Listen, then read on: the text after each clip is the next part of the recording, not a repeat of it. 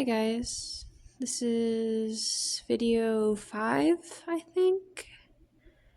I'm at home alone, thank gosh. This is my cat. She's right here, she's a real cutie.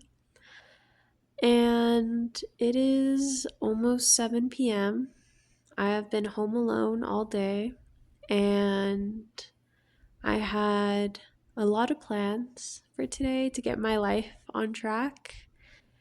And I think I'm realizing how much limerence has affected my life, especially today. I always seem to need a distraction from the real world. I don't know if it's called limerencing. I'm gonna just use it like an adjective. I be limerencing. I be limerencing. I tend to have celebrity crushes. I tend to have obsessions with things, and then it gets all consuming. Um, it's like the only thing that occupies my mind for like months at a time.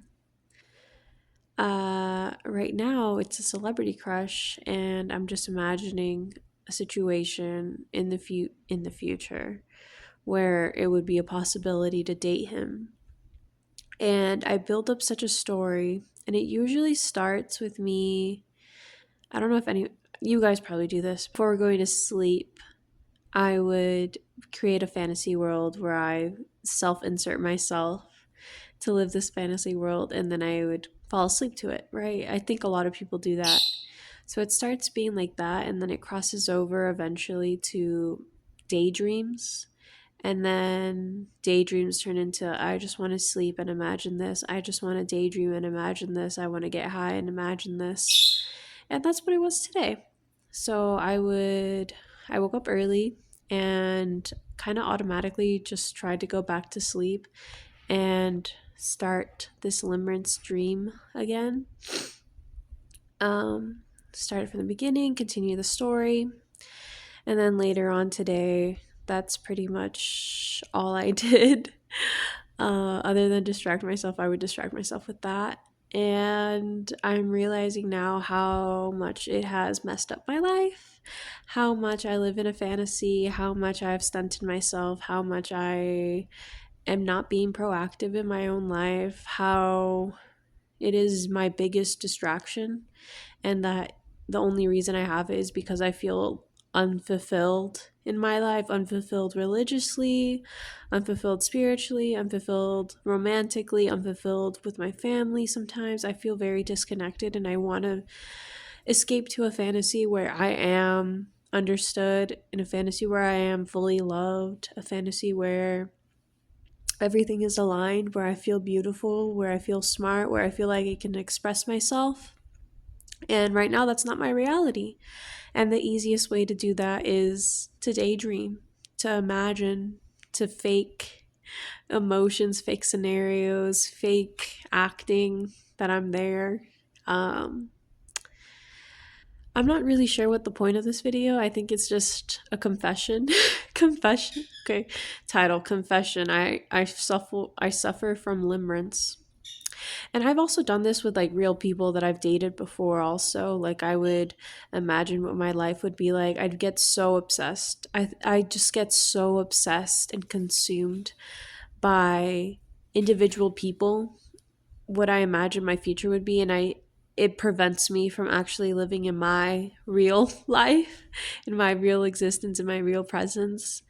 And it's kind of disheartening how long I've been doing this. I mean, my first boyfriend was when I was 14, and it was the first boy to show like genuine interest in me, other than like elementary school, right? And when I was 14, like years before that, I was so insecure and I felt so lonely. So the first guy that gave me attention and I thought was cute, I like jumped on the fucking bandwagon. Oh, I think I'm gonna just talk about my ex relationships here. But that first relationship, truly, I was 14 and I did not understand what a healthy relationship was. I think in the media it was modeled how overtly sexual relationships have to be. And that's the only way I thought you could truly feel connected, because I was too shy to use my words. I was too shy to express myself, to express my emotions to anyone. So to me, kissing, feeling up someone like that was the way to show that you were genuinely interested. So to end this video, limerence has a chokehold on me and I need it to go away. I need to live in my reality.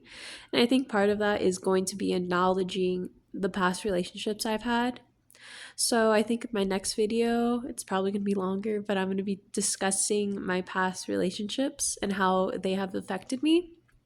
And then I maybe read some of my journal and see what was going on during that time and see if I can dissect what was happening and how it has impacted my life. So, thank you guys. See you soon. Promise? I won't promise, but see you guys soon.